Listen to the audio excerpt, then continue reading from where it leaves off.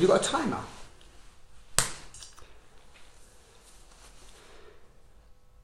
Greetings everybody, switching on to the Facebook Live. Who's out there with me today on this social platform, this media beast, this place that can support us and consume us? Okay, so today I want to share and talk about, if anybody comes online, let me see if somebody comes online.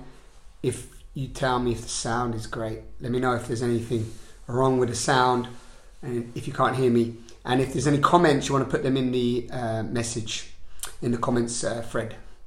So, hey Brendan.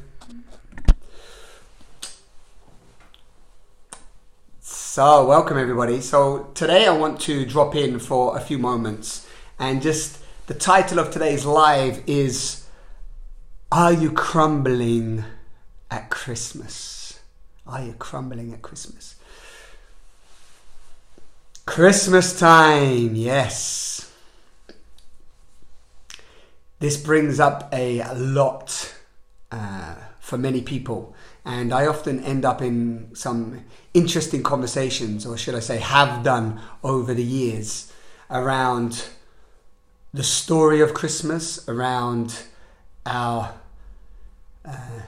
need to get involved in Christmas, around the debt, the financial debt that people get in at Christmas, the conflicts, the arguments that people get in at Christmas, the stress around buying presents for people that we supposedly love, and we want to get them something to show our appreciation, to show our love for them, and often we just buy a load of rubbish and getting caught up in the frenzy of Christmas. And I think deep down everyone knows that, you know, Christmas is a time where families come together and we eat dead animals and we hang around with our friends and family, and we get a bit of time out of the invisible prison. Yeah. If any of you have listened to me talking often, you know I describe society as the invisible prison, the hamster wheel of suppression. And so what happens for me is, as I said on the message that I posted earlier, like I haven't really taken part in Christmas in the sort of way that you're supposed to for many years, almost 10 years I feel. And there's many, like everyone has an opinion about Christmas. So like, you know, I'm not here to like tell anybody they shouldn't do Christmas. I'm not here to tell you that you're wrong or that you're bad. I've got friends that do Christmas and hang out with their families, and it's a ritual. It's a you know, what is it?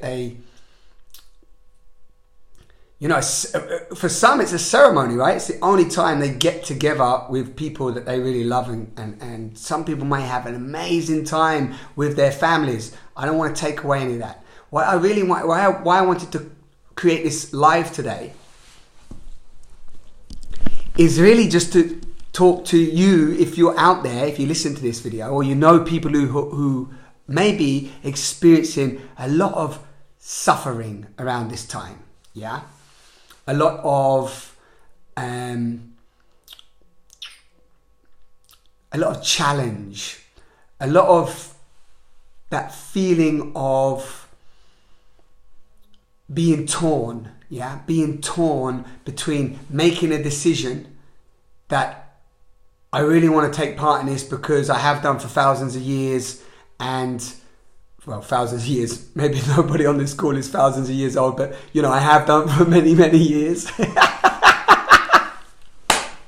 Right? I have done for many years, and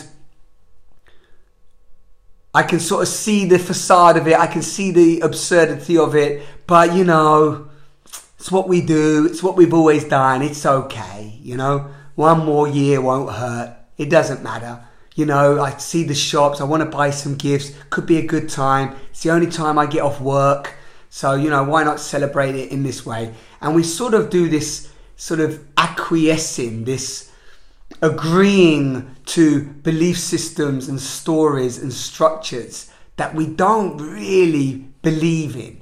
We don't really actually want to take part in them, but we go along with the status quo. We go along with the peer pressure. We go along with the collective consensus reality.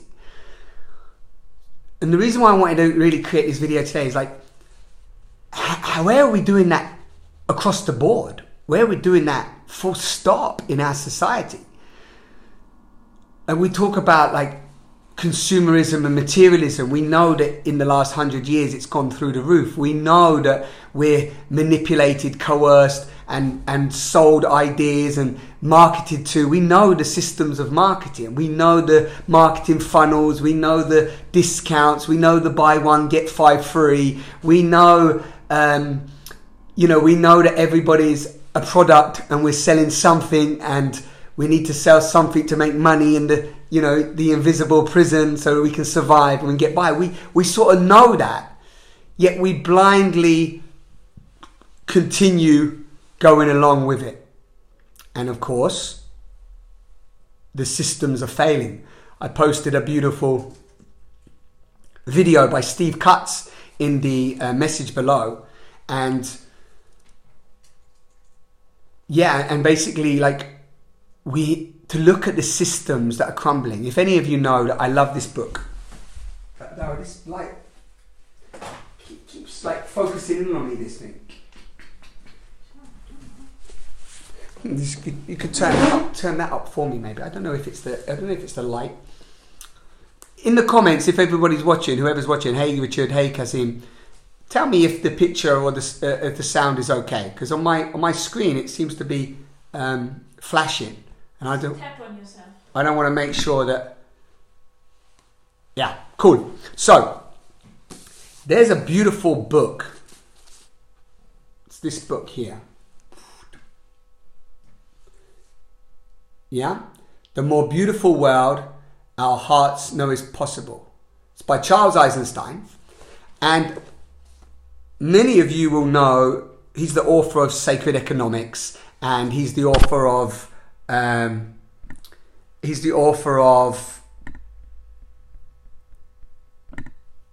Ascent of Humanity. Thank you, John.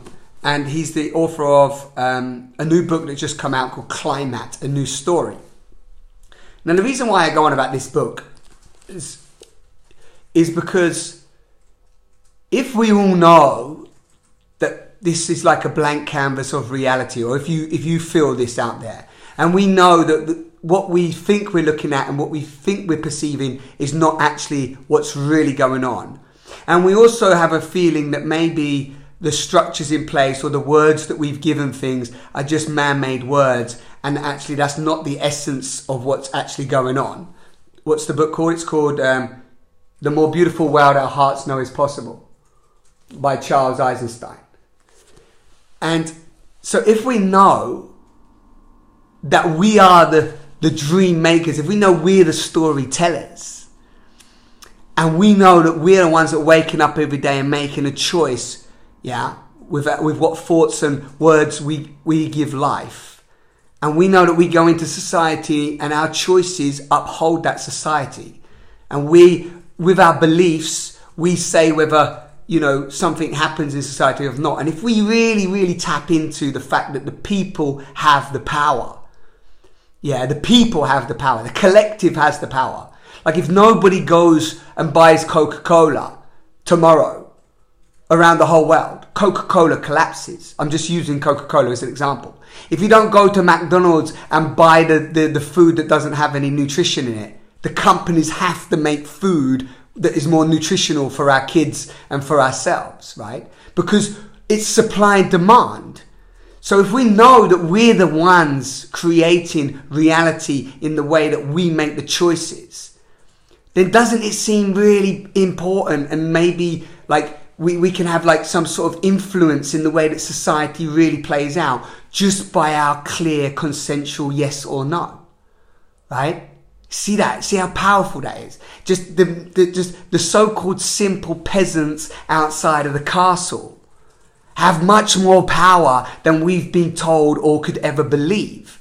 because we're all divine expressions of life force. We're all gods in the flesh. We're all here having a contribution to the whole, right? So if you really tap into that, and we keep upholding the same stories of Christmas or whatever it is, Valentine's Day is another one, or any of the other stories in society, like, you know, whatever they are, there's so many, you could list them in the comments thread, you know, all the myths of our times, right?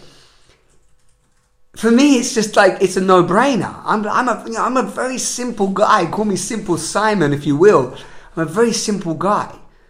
You know, I come from an environment that was very domestic violence and dysfunctional. You know, everyone's living in fight or flight and in fear. And I've rewired myself to come out of that. And I'm still a conditioned idiot. I'm still a conditioned robot at times, because my conditioning is deep in my subconscious, through acquiescence, through saying yes to stories that I just thought was reality, was how life is. Yeah. So if you're out there and Christmas is a story that you don't want to uphold, then I just want to say, you're not alone. You're not alone. And I don't just mean you're not alone because I don't uphold that story, but there's thousands, maybe millions of people on this planet that don't uphold that story. And one thing I always point to is that there are still people, beings on this planet that live like it's 4,000 years ago. And this speeded up, technologicalized society that we're part of in the Western world. Just if you've got a mobile phone, if you've got clothes on your back, if you've got a bed to sleep in, if you've got a little bit of money in your bank or a little bit of money on the sideboard or in your wallet, you are living in 8% of the wealthiest people of this world. You are part of the 8% of the wealthiest people on this planet. We are the privileged, yeah, in that sense, yeah. It doesn't mean that these people without money are not privileged. They may be experiencing far more joy than many of the so-called people in the Western world. But can you see that, like, sometimes, and for me too, my perspective is limited, but like as my perspective broadens, and if we can just open our perspective and see what's going on, a little bit of a higher perspective, a little bit of a broader perspective about what's actually going on down below, and tap into like really technology, information, and the way that our society is structured is also drip fed to us peasants. Yeah, mobile phones, it's amazing what we're using. We've got mobile phones, they're amazing, right? These smartphones are outsmarting us. But you know, these designs, this technology, this is like 40 years old when you look into some of the research around, you know, technology and how it's birthed, and the people in places that make the technology and so on. You know, so it's like consciousness itself for the collective has not even opened up or matured enough to even let in some of the wisdom, the awareness, and the technology that's even would be available to us. Can you see that? And tell me in the comments, does this resonate? Do you tap into this? I know maybe many people that listen to what I share are exploring this, of like who we really are, how is consciousness unfolding, where's it taken us? Where are we moving through this crisis? Yeah, that seems to be happening, you know, all around us, you know. So many of our brothers and sisters running wild, fearing death, fearing the end of the world, fearing the climate problem, fear everywhere. But like, when can we as individuals just check in and go, wow, okay. Like actually, if this life has been around for billions of years or however long beyond time, then my little blip here, my little speck, my little contribution here is minimal in the grand scheme of things. And if we look at humanity as a whole, and if we look on a clock dial, and we see that maybe we've been around for a few seconds on that clock dial, then maybe, just maybe, because we can even ponder this, we have the capacity to rewire stories. We have the capacity to create solutions beyond our wildest dreams. We have the capacity to tap into infinite potential and possibilities. We have the capacity as a collective to awaken into supernatural beings beyond our wildest dreams, right? Like if we really think about dream states and this idea that we're in a dream state and we're the dream makers, and we can astrally travel out of our bodies and tap into different dimensions and communicate to different beings and intuition and tap into this knowledge, yeah? Right? It's like, who else gets excited by that? You know? And I'm talking to a very small number of people in the grand scheme of things right now. Thank you, Red, for your comment. Right? So we're alive, Rachel. Hey, Rachel, welcome. Like we are alive, in my humble opinion, a fascinating time where everything is crumbling and there's so much open, yeah? So much infinite potential opening itself to us that can seem overwhelming. But if we're not attached and identified with these stories that don't actually serve the collective, you know, stories of, you know, old stories that have come through and been changed and rewritten and keep us in this loop of smallness and scarcity and competitiveness and, you know, survivalism and individualism and all of this. If we keep playing out those stories, then the more beautiful world our hearts know is possible. It takes longer to birth into existence, because that beautiful world our hearts know is possible, or we know is right here, right in us right now, can only birth into existence to the extent that we truly ourselves feel it and we truly live it. You know, this idea of sovereignty, for example. Sovereignty is a beautiful idea, right? To not be controlled by authority. But first you have to look at all the areas in your life that you've been authoritized, right? Where you're being controlled, manipulated, coerced. Where we're following like sheep into the abyss. And like the video below this here by Steve Cut shows, you know, we think we're free, but maybe we're just hypnotized by the technological, you know, insanity that's just making us walk off the edge of the cliff.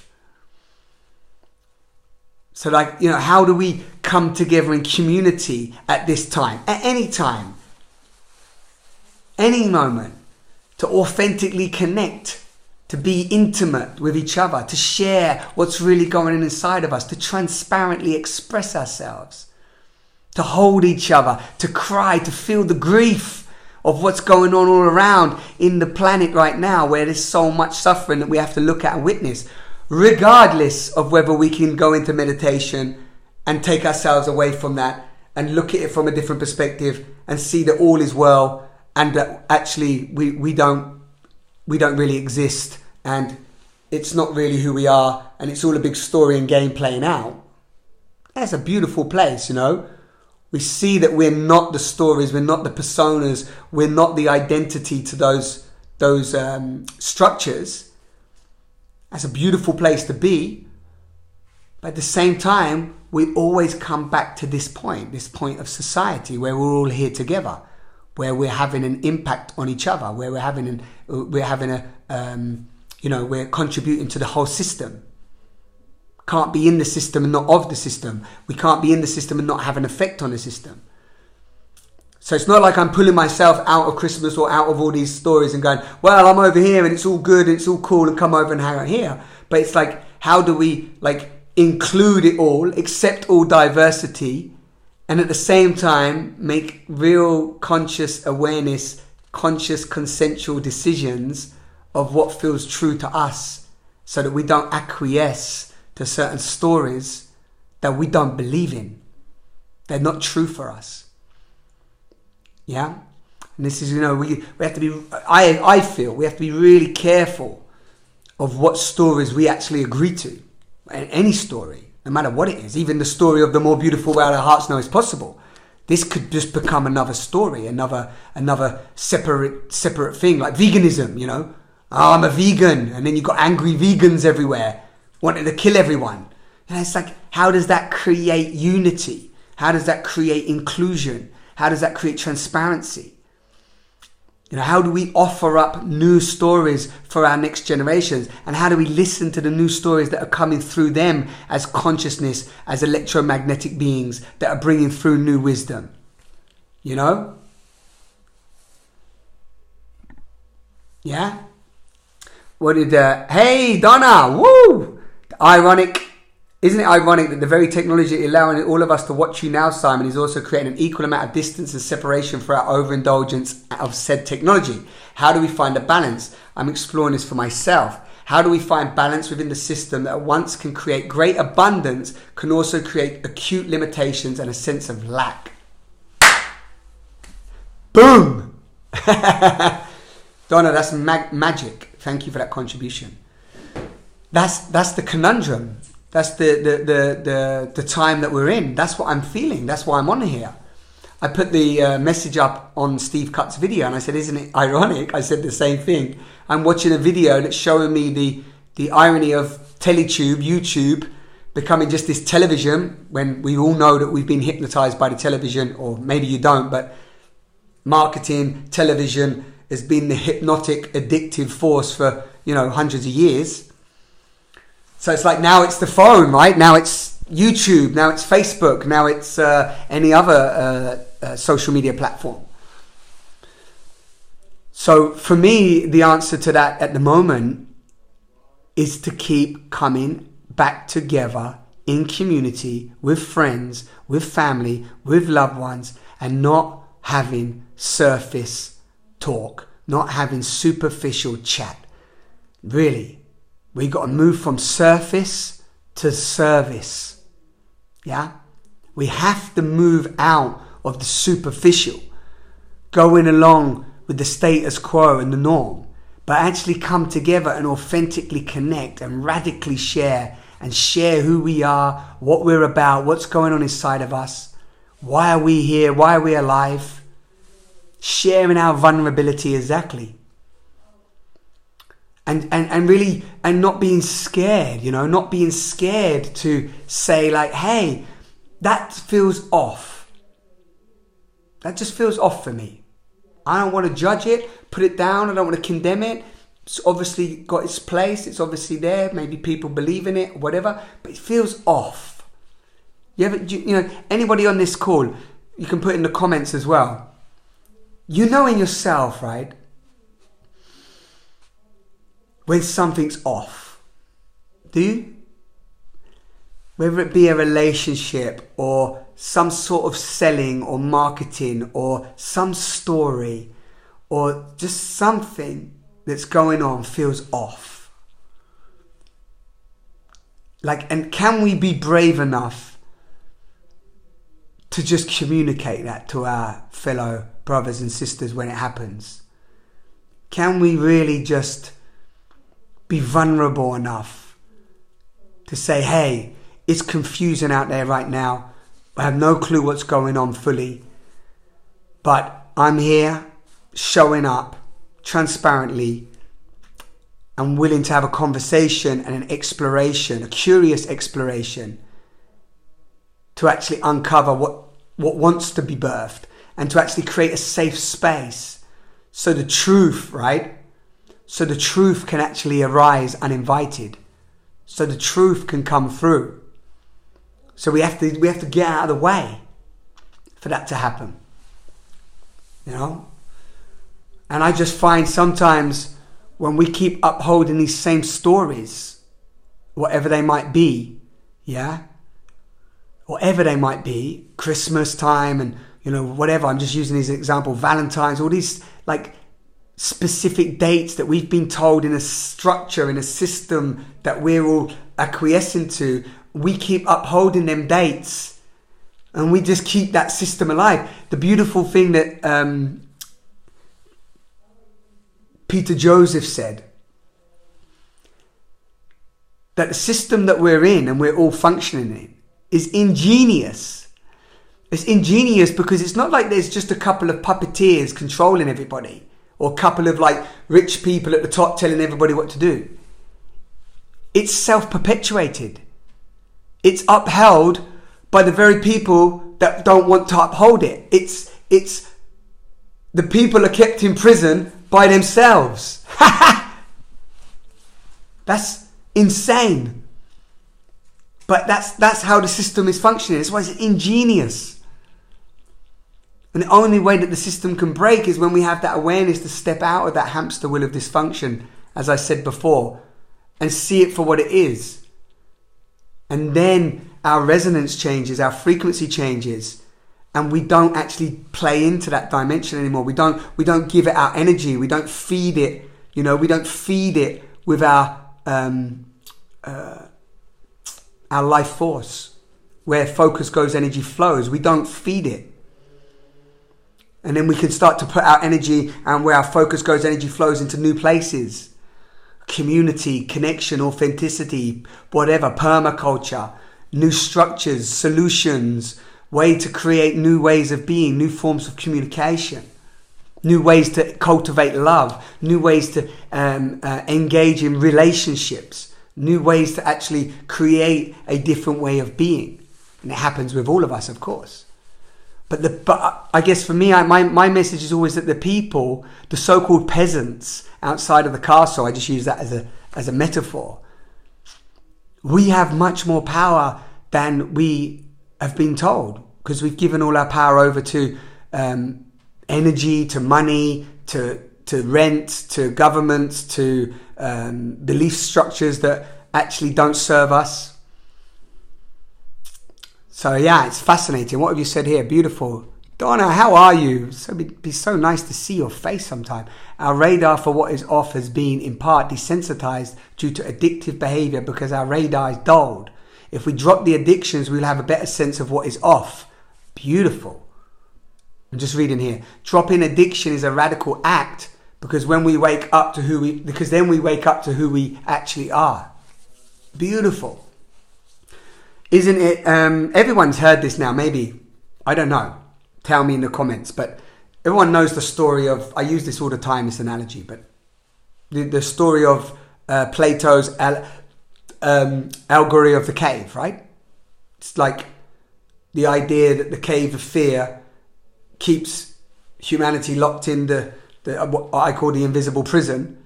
And then we just walk around constantly lost in that cave of fear, thinking that anything outside of the cave is going to attack us.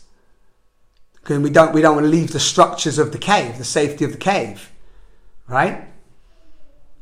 So we're in the cave, but we've created the cave. We've chose it. We've created the cage. So it's like we've got to step out of the cage, out of the cave, and then walk into the unknown territory, walk into the unfamiliar zones, and see what's out there for ourselves. And this is so beautiful because, at Christmas, what about this? If at Christmas we didn't spend all our money and worry about stress and connecting in ways that we don't want to connect, but we actually, decided to sit in silence, look inside, see what's really happening, share what's really going on inside of us, come together with our loved ones, families, and meditate together on sending beautiful love and peace and joy, real love, peace and joy in ourselves, to our community, and then out into the world. That realize that we are like these energetic forces, these creative life force beings, these, I call us electromagnetic, vibrating generators. So, hey Amanda. So yeah, that's all really. I don't know. I didn't really have a set thing to talk about when I come on this live today, or really any live is normally just, this topic of don't crumble at Christmas has just been alive in me for about a week now. And a few friends, and I know that people can get stressed at this time even more. It's like heightens the stress levels. So if maybe somebody on here gets this video and you feeling a bit overwhelmed and stressed, just know that you're not alone. Know that you can just do some intentional breathing, find some solace, find some silence, find some solitude, connect to your truth. Know that it's okay to not believe in everything that maybe lots of other people believe in at one time. You don't have to buy gifts to show your love. You don't have to give presents. You can actually be present with your loved ones. You don't have to get in debt to show your love. You don't have to buy things that you don't really want to gift to show your love. You just don't. And that's okay. That's all I want to really say. And all the other stuff that flowed. Whatever. If there's something for you and you took something away from this, then do let me know, because, you know, this might just be my own process, my own, I'm speaking for me always as well. This is the way that I view things at the moment, and I want to share that. And of course, as part of me, my offering. But like Donna said, we're still using technology. You're still watching me, and is that any different than watching an advertisement for McDonald's? I don't know. For some, they would say no. In my world, in my story, it's like us coming together in the way that I know best to be part of a global community of people wanting to create a different way of being, a way of coming together, a different way of coming together, a different way of communicating.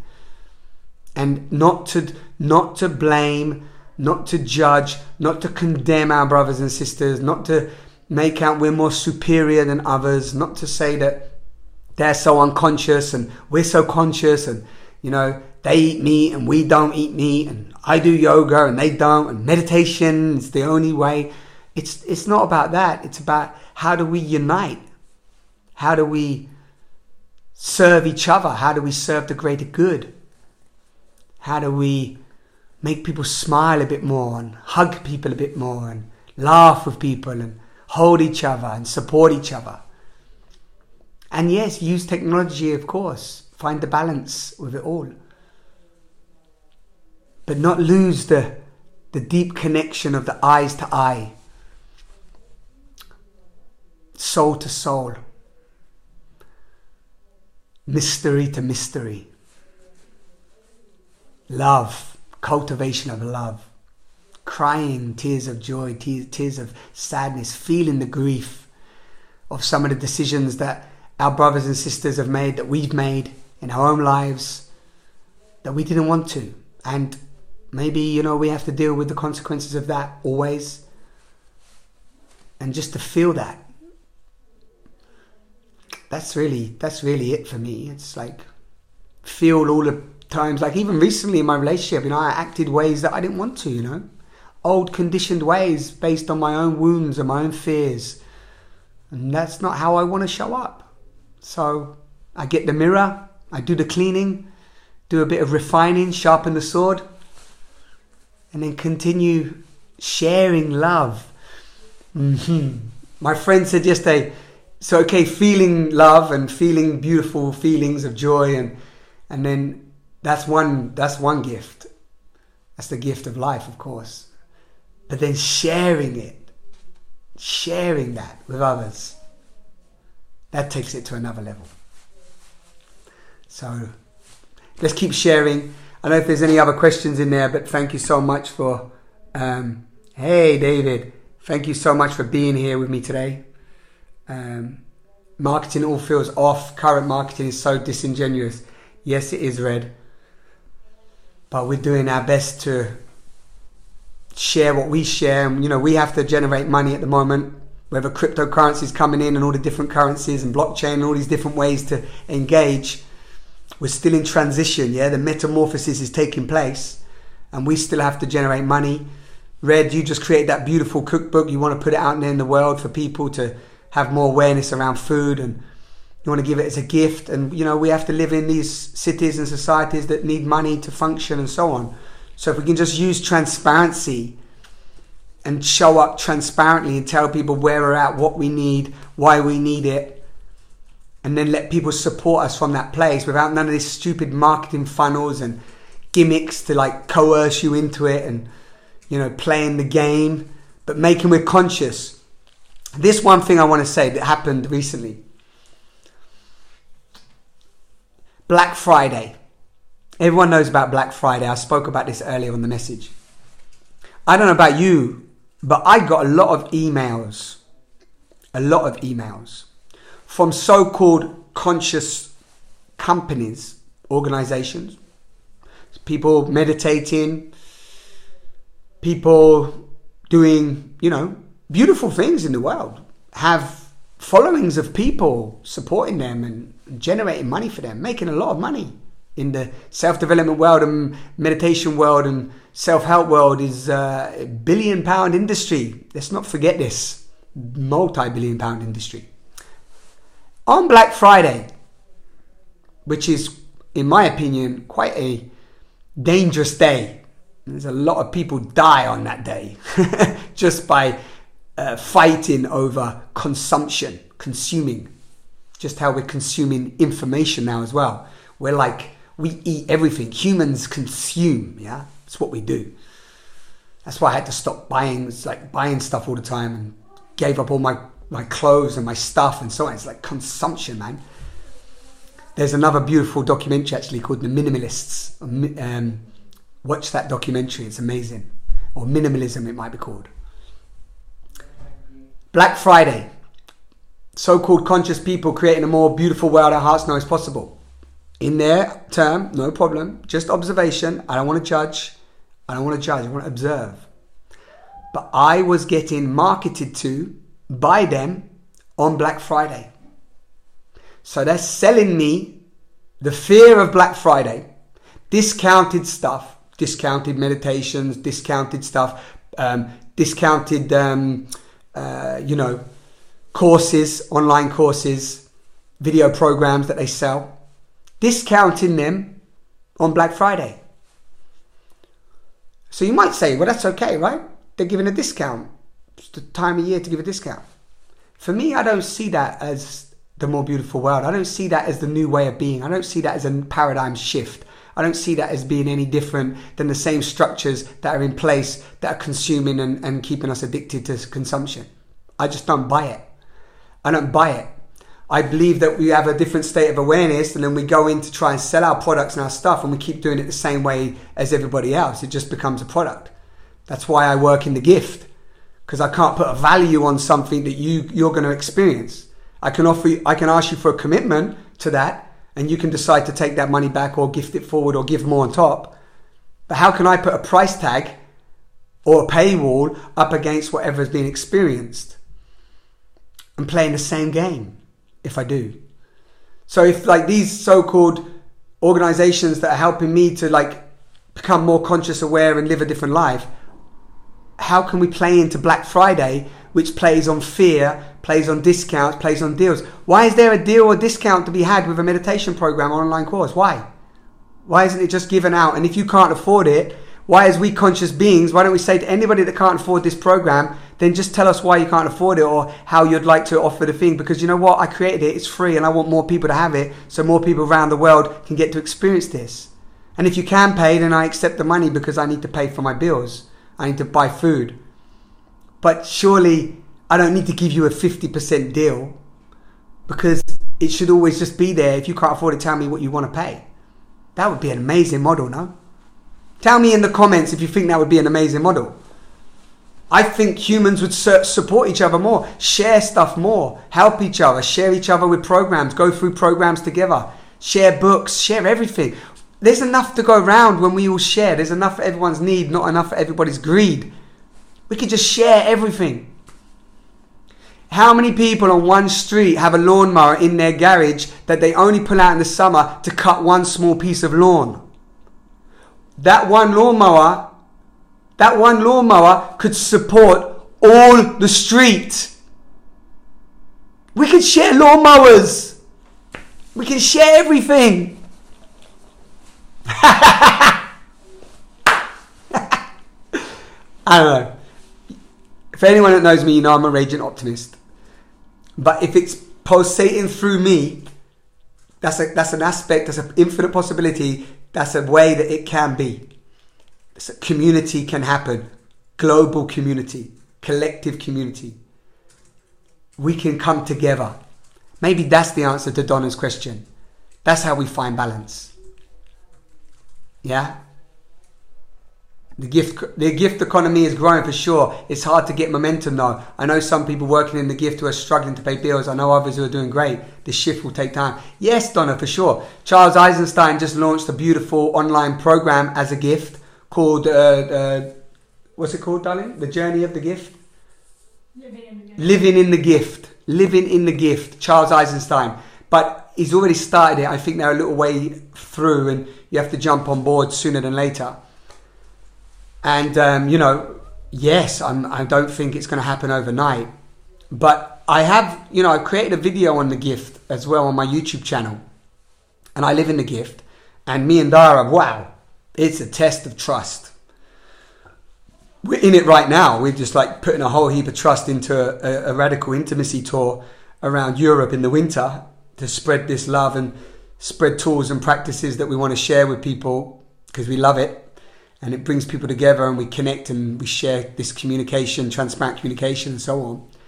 And, you know, we do it as a refundable deposit.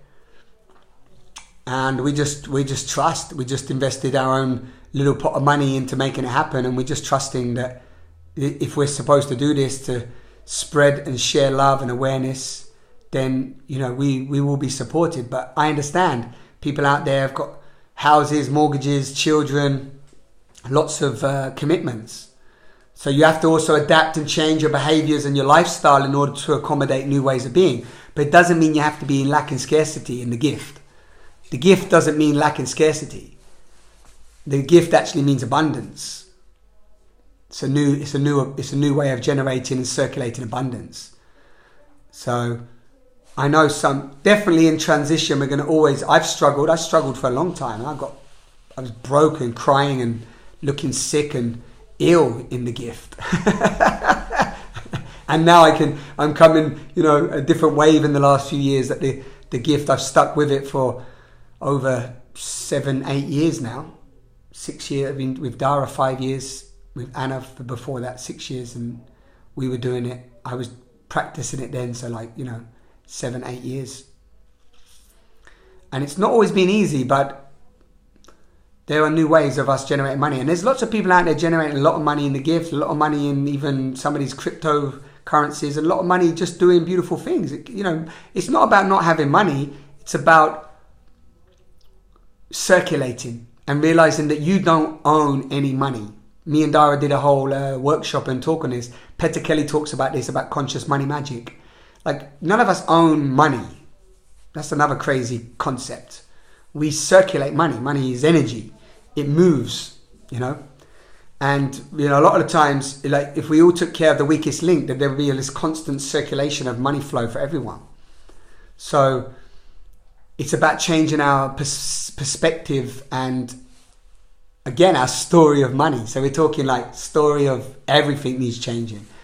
Story of the way we live, the story of even the concept that I'm a human, you're human. You know, all of these stories can be looked at. Thank you, Donna, for your contributions. Really helped to go on this journey today.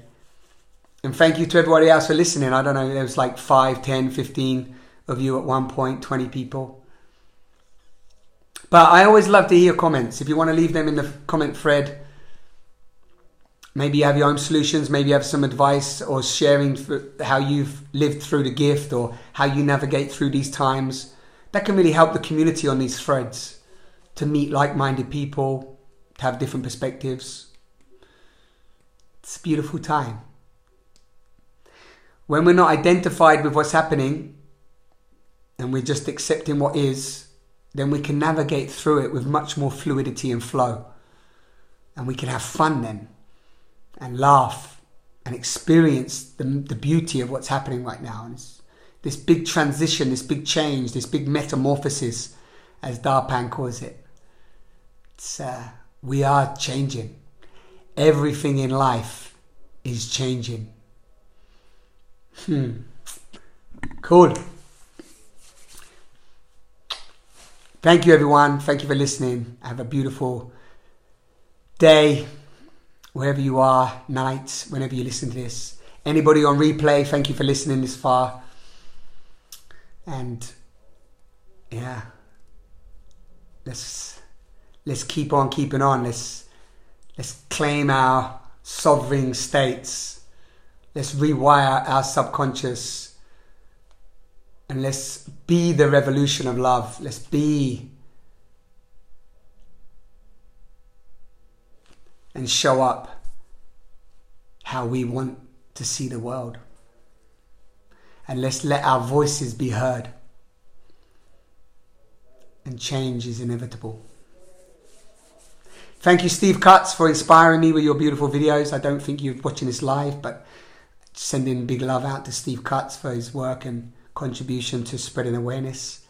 And everybody else out there in the world who are really like living this new way of being and trying to change their life and trying to change their blueprints of the past and rewire themselves. And thank you to everyone that listens to these videos that we share. And thank you to all the beautiful people in the world that have dedicated to putting books together, and even Red, my friend on here right now, Queen Red. She knows what it's like to move through the density and bring creation to fruition. And anyone else out there that's really serving the greater good and is pro-life and wanting to help and come together in community and open our hearts into closure and keep opening. And of course, everyone else, you know, even those out there that think that I'm crazy and this is madness and it's insane, and all the people out there at this time that are struggling and unclear, unsure, lonely, tired, depressed, anxious, disconnected, feeling separate. Let's send love out to all of those brothers and sisters.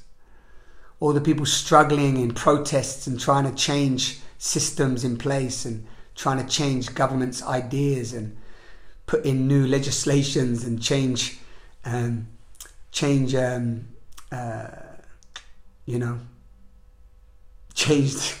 government, basically, right? There's many people out there trying to do that. All the podcast hosts out there, Russell Brand and many others that are out there just creating beautiful content and conversations. The Dalai Lama said in 2012, I was listening to a talk by him, and he said the next decade will be all about conversation, all about transparency, all about like having these conversations, these courageous conversations. So let's just do that. Let's keep doing that. That's what I've been doing and recording on my Simon on the Sofa channel on YouTube. And you know, I'm going on a talk with a beautiful man this week as well, who's also out there, you know, Brian, you know, it's like Brian Piergrossi, I always say his name wrong. We're going on a podcast. You know, everyone's doing their little bit. And if we all do our little bit in that coherent way, then as we know over time, coherence has to happen. Balance has to happen. And there is balance in all of it, you know. It's like it was that saying, being in the eye of the storm, you know, the storm is going on. But when we breathe deeply and we come back to center, we drop everything off. We find balance, you know, we find peace in the chaos.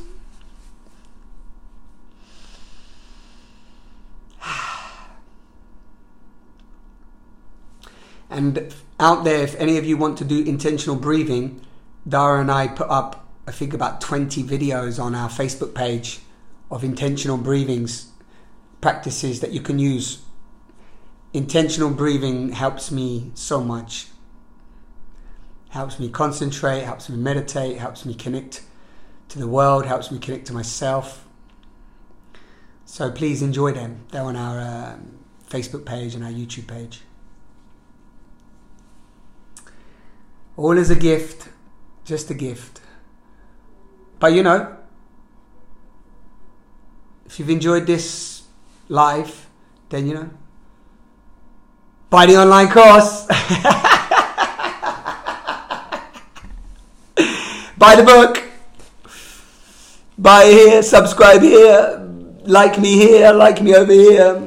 put a photo up here of me and tell all your friends, and then over here, tell everyone that I'm the one that knows everything over here, and then down here, just pay me here, donate here, and kiss me here. It's crazy, no?